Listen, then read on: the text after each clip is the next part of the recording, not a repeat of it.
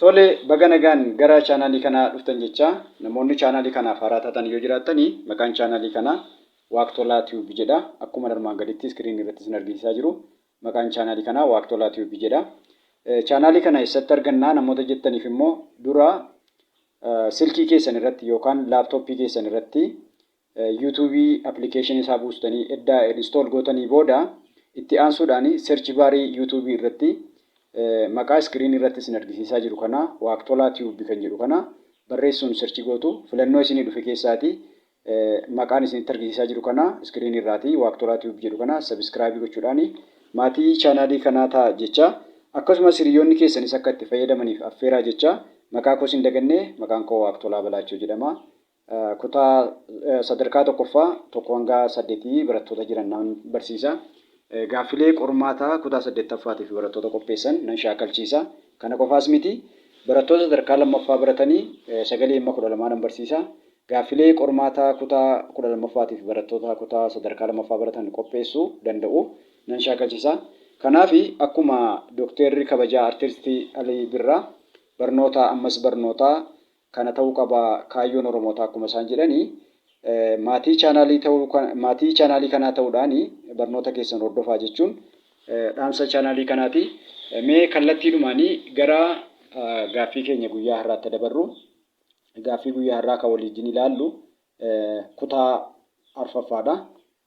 Kutaa arfaffaa deebii qormaata saayinsii waliigalaa kitaaba kutaa 8ffaa kan baroota 2015 fi 2016 keessaa ba'anidha. Gaaffii adda addaa yeroo adda addaatti isin shaakalchiisaa turuun koo beekama. Har'a kan waliin ilaallu gaaffii 32ffaa irraa isa ka'een isinitti yookaan isin shaakalchiisa. Gaaffii 32ffaa maal jedha? Himoota armaan gadii keessaa ga'ee marsaan wantoota uumama keessatti qabu kan ibsu isa kamiidha jedha. Marsaan wantootaa jedha. A. Sirna koo keessatti annisaan kallattii tokko qofaan akka yaa'u taasisa. Filannoo B. Annisaan bifa gubama soorataatii fi ho'aatiin akka baraxaa'u taasisa. Filannoo C. Annisaan gulantaa soorataa itti aanutti yoo darbu akka dabalu taasisadha. Filannoo D. Lubbu qabeeyyiin itti fufinsaan akka jiraatan taasisaa jedha. Mee irra deebinee gaaffii isaa yoo ilaalle maal jedha? Himoota armaan gadii keessaa ga'ee marsaan wantootaa uumama keessatti qabu kan ibsu kamii jedha. Marsaan wantootaa sirna koo keessatti annisaan kallattii tokko qofaan akka yaa'u taasisa. Filannoo B. Annisaan bifa gubama soorataa fi ho'aatiin akka baraxaa'u taasisa. Filannoo C. Annisaan gulantaa soorataa itti aanutti yoo darbu akka dabalu taasisadha. Filannoo D.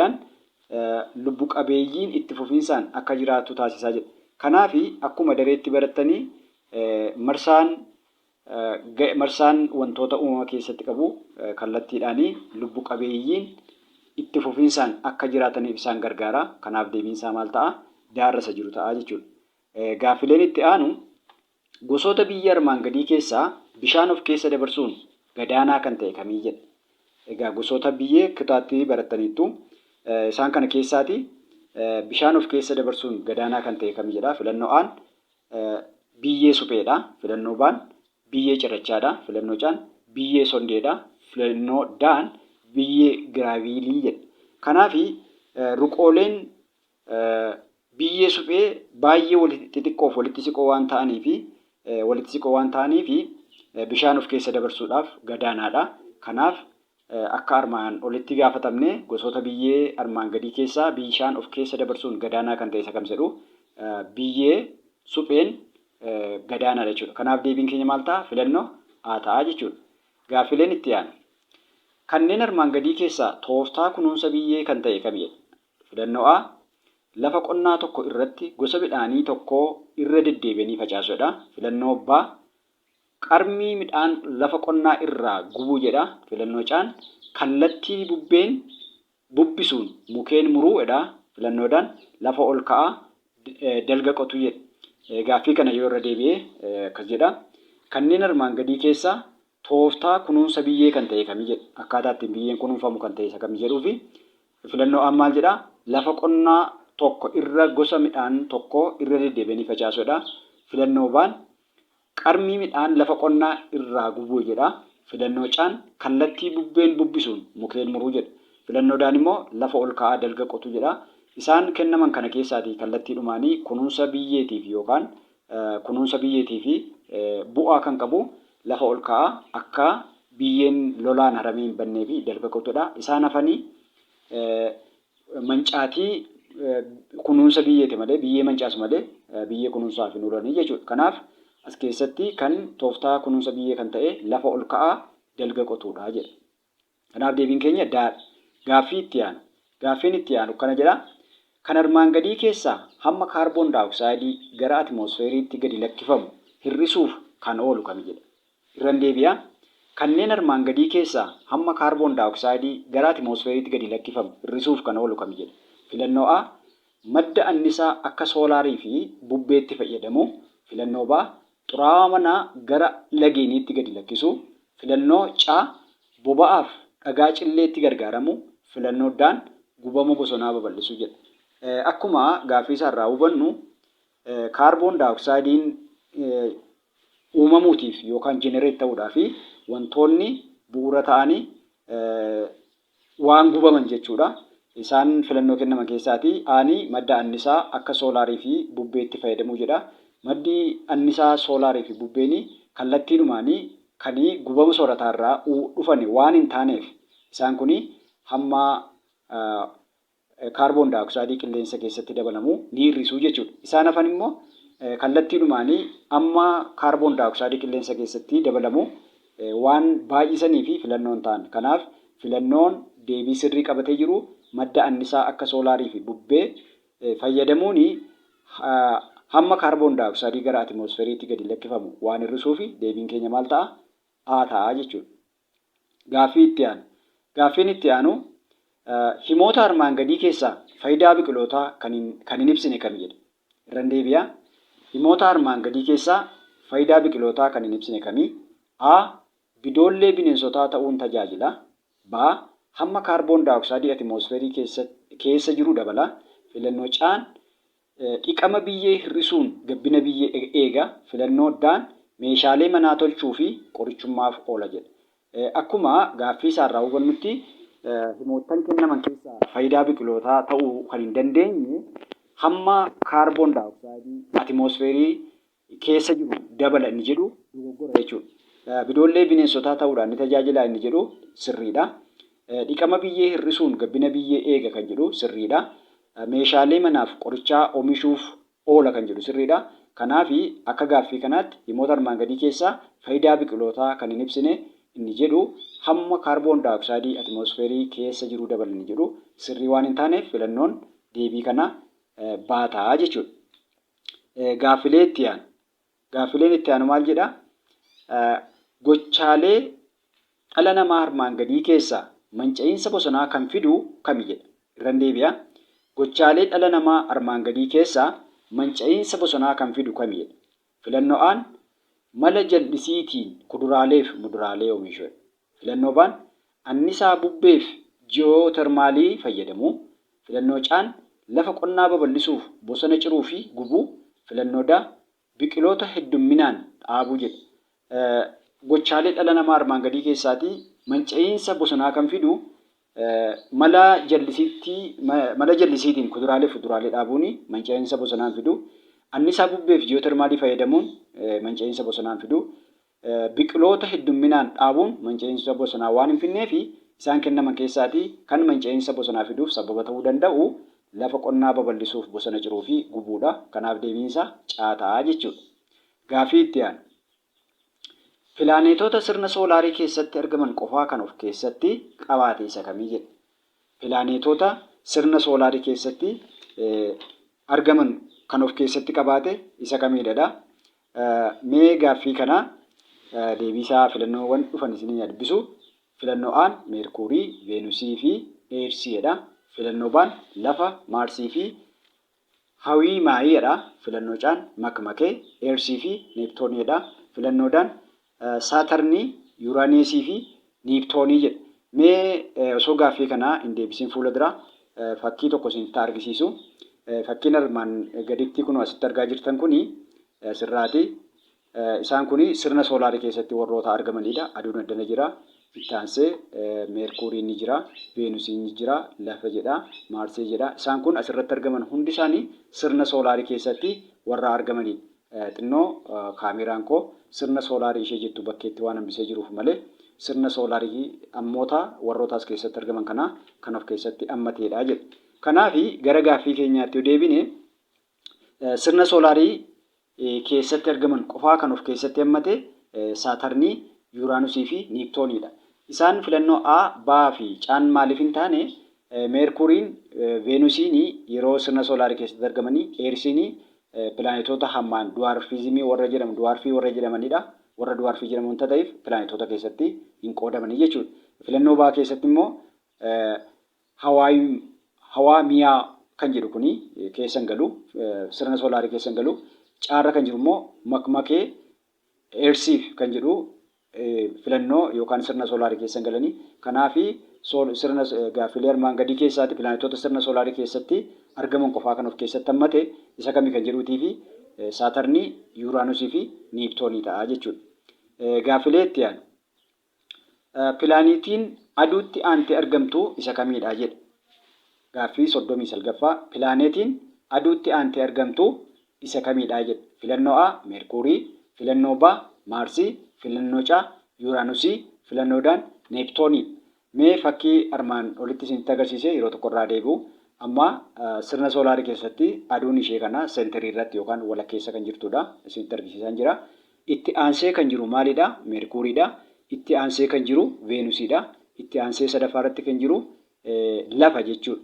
Itti aansee kan jiru sararoota isaanii eeggatanii Maarsii, Jupiterii, Saatarnii tarree galanii laatanii siistema ofii isaanii yookaan orbiitii mataa isaanii irra jiru. Akka gaaffii keenyaatti kan nu gaafatamne maalidha? Sirna soolaarii keessatti aduutti aanee kan argamu eenyudha? Waan nuun jedheef deebiin keenya maal ta'a? Meerkuurii ta'a jechuudha. Meerkuuriin aduutti aantee argamti. Kanaaf deebiin keenya maal ta'a? Filannoo Aan deebii ta'a. Gaaffii itti aanu. Kanneen armaan gadii keessa saatalaayitii uumamaa kan ta'e kan lafa marsu isa kamidha?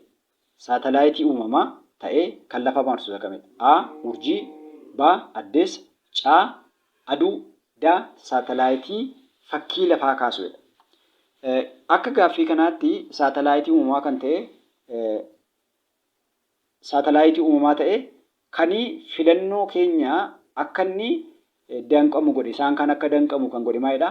Uumamaa ta'e lafa kan marsuu jedha. Isaan kennamanii saatalaayitoonni kan uumamaa ta'an iyyuu malee kan inni gaafate kan lafa marsu waan gaafateef isaan kennama keessaa Aan urjiidha, Baan addeessa jedha, Caan aduudha, Daan saatalaayitii fakkii lafaa kaasuudha. Urjiin kan saatalaayitii kan lafa marsu waan hin taaneef addeessa kan lafa marsu, saatalaayitii uumamaa kan lafa marsu addeessa ta'e, aduun immoo kan lafa marsinedha. Saatalaayitiin fakkii lafaa kaasu immoo kan nam-tolcheedha. Kanaaf deebiin keenya saatalaayitii uumamaa ta'e kan lafa marsu addeessa isa jedhudha jechuudha. Kanaaf deebiin keenya baataa. Gaaffii itti aanu. Gaaffii itti aanu maal jedhaa? Sochii saatalaayitootaaf pilaanetotaa ilaalchisee kan sirrii ta'e kamidha jedha. Filannoo A. Pilaanetonnii fi saatalaayitoonni lafatti marsu. Filannoo B. Pilaanetonnii fi saatalaayitoonni aduutti marsu. Filannoo C. Pilaanetonni aduutti yoo marsan saatalaayitiin lafatti marsa. Filannoo D maal jedhaa? Pilaanetonni lafatti yoo marsanii saatalaayitoonni immoo aduutti marsu jedha. Gaaffii isaa yoon irra sirrii deebi'ee sochiilee saatalaayitootaaf pilaanetotaa ilaalchisee kan sirrii ta'e kamii jedha. Amma wanti nu gaafatamne sochii kan wantoota lamaa gaafanne tokko kan saatalaayitotaati. Lammaffaan immoo kan pilaanetotaati. Ilaalchisee kan sirrii ta'e kamidha? Pilaanetotaaf saatalaayitoonni lafatti marsuu jedha. Kun deebii ta'uu hin danda'u. Baan pilaanetonnii fi saatalaayitoonni aduutti marsuudha. Ammas deebiin keenya dogoggora qaba. Baarra ni jiru. Caarra ni jiru maal jedha? Pilaanetoonni aduutti yoo marsan saatalaayitoonni lafatti marsuu jedha. Filannoodhaan pilaanetoonni lafatti yoo marsanii saatalaayitoonni aduutti marsuu jedha. Isaan kennama keessaatii deebii sirriin pilaanetoonni aduutti yoo marsanii saatalaayitoonni immoo lafatti marsu. Kanaaf deebiin keenya caarra isa jiru ta'a jechuudha. Gaaffilee itti aanu. Pilaanetoota armaan gadii keessaa baay'ee guddaa kan ta'e kami jedhu? A. Jupiterii, B. Veenusii, C. Lafa, D. Saatarnii jedha. Mee ammasii fakkii bocoota saatalaayitotaa isin agarsiisu. Aduun jira, sirna soolaarii kana keessa meerkooriin jira. Boci isaanii Veenusii, lafa, Maarsii, Juppiiterii jedha. Isaan kana kennaman keessaati hammaan guddaa kan ta'e Juppiiterii isa jedhu kana jechuudha. Juppiiteriin kanneen biroo irra yoo ilaalle qaamni isaa guddaa ta'e waan argamuuf deebiin keenya Juppiiterii isa jedhu ta'a jechuudha. Juppiiterii irra maaltu jira? Deebii aan isa qabatee jiru deebii ta'a jechuudha. Pilaanetoota armaan gadii keessaa baay'ee guddaa kan ta'e isa jedhuu fi Juppiiteriidha jechuudha. Gaaffii itti aanu. Amaloota addaa lafti qabdu keessaa kan sirrii hin taane kami jedha? Amaloota addaa lafti qabdu keessaa kan sirrii hin taane kami jedha? A. Lubbu qabeeyyiif mijachuu ta'uu ishee. B. Bishaan faalkaa tokko qofaan jiraachuu isaati. C. Atimoosfeerii yabbuu qabaachuu isheeti. D. Addeessa uumamaa tokko qofaa qabaachuu isheeti jedha. Akka gaaffii kanarraa ilaallutti amaloota addaa lafti qabdu keessaa kan sirrii hin taane isa kamiin jedhu lubbu qabeeyyii fi mijachuu ta'uu isheetidha. Bishaan faalkaa tokko qofaan jiraachuu isaatidha. Atimoosfeerii yabbuu qabaachuu isheetidha. Daarra inni jiru immoo addeessa uumamaa tokko qofaa qabaachuu isheeti jedha. Kanaaf kan sirrii hin taane bishaan faalkaa tokko qofaan jiraachuu isaatiin jedhu kan sirrii ta'e kamidha? Asirratti maal jedha? Amaloota addaa lafti qabdu keessaa kan sirrii hin taane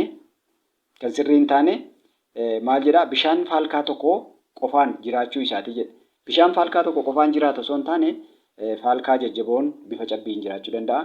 Faalkaa dhangala'oon bifa bishaanimmaan uumamaan jiraachuu danda'a. Kan biraa gaaziidhaan bifa gaazii hurkaawaan jiraachuu danda'uu fi amaloota addaa lafti qabdu keessaa kan sirrii hin taane kamisa jedhuutii fi bishaan faalkaa tokko qofaan jiraachuu isaati jedha. Deebii aarra ni jiru lubbu qabeeyyiif mijachuu ta'uu isheetidha. Sirriidha kuni amaloota atimoosfeerii yabbuu qabaachuu isheetiin jedhu. Atimoosfeeriin yabbuu qabaachuu osoo baattee humni aduu gara lafaatti gadi dhufu silaa lubbu qabeeyyii lafarra jiran miidhuu waan danda'uu fi kana osoo hin taane addeessa uumamaa tokko qofaa qabdi kunis hin ta'a. Kanaaf kan sirrii hin taane kam qofaadha? Bishaan faalkaa tokko qofaan qabaachuun jedhu bishaan faalkaa sadiin jiraachuu danda'a. Cabbii jajjaboo dhangala'oodhaan akkasumas gaasiidhaan jiraachuu danda'a. Gaaffii itti aanu. Lafti jireenyaaf mijattuu kan ishee taasise keessaa kan soba ta'e kami jedha? Lafti jireenyaaf mijattuu kan ishee taasise keessaa soba kan ta'e kami jedha? A. Qilleensa mijataa ta'e qabaachuu. B. Baay'ina oksijiinii qabaachuu. C. Baay'ina naayitiroojiinii qabaachuu. D. Pilaaneetota biroo waliin atimoosfeerii wal fakkaataa qabaachuu jedha. As keessaati maal jedha? Lafti jireenyaaf mijattuu kan ishee taasise keessaa kan soba ta'e kamisa jedhu qilleensa mijataa ta'e qabaachuun jireenyaaf mijataa ishee taasisa. Baay'inaan oksijiinii qabaachuun jireenyaaf mijattuu taasisa. Naayitiroojiinii baay'inaan qabaachuun mijattuu taasisa. Pilaaneetota kan biroo wajjin amala wal fakkaataa qabaachuu inni jedhu dogoggora waan ta'eef deebiin keenya maal ta'a? D. Pilaaneetota biroo waliin atimoosfeerii wal fakkaataa qabaachuun jedhu deebii ta'a jechuudha. Kanaaf kuni soba isa ta'edha daan irra jiru. Gaaffilee itti aanu. Madda ifa uumamaa kan ta'e kamidha jedha? A. Ibidda. B. Aduu. C. Ampuulii. D. Tiriga. Akka gaaffii kanaatti gaafatamnetti maddoota ifaatu jira. Maddoonni ifaa immoo akkuma kutaatti baratanii bakka lamatti qoodamuu ni danda'ama. Kan uumamaatiif kan nam-tolcheedha. Isaan akka ibidda, ampuulii, tiriikii nam-tolchee yeroo ta'ani aduun garuu kan uumamaati. Kanaaf deebiin keenya maal ta'a? Baarra isa jiru aduu isa jedhu ta'a. Gaaffii itti aanu. Gaaffiin itti aanu maal jedha? Amala fakkaattii daawwitii diriiroo kan hin taane kami jedha? A. Yaadoodha. B. Ol qajeelaadha. C. Dalga foggifamaadha. D. Fageenyi wantoo fi fakkaattii wal caalaadha. Mee fakkii tokko isinitti argisiisu. Amaloota fakkaattii kana osoo hin deebisiin dura fakkii kanarraati akka arginutti asii amma asitti kan jiru kuni isee kanaati. Amma asitti kan jiru fageenya wantoodha. Asiiti amma asitti kan jiru immoo fageenya fakkaattiidha.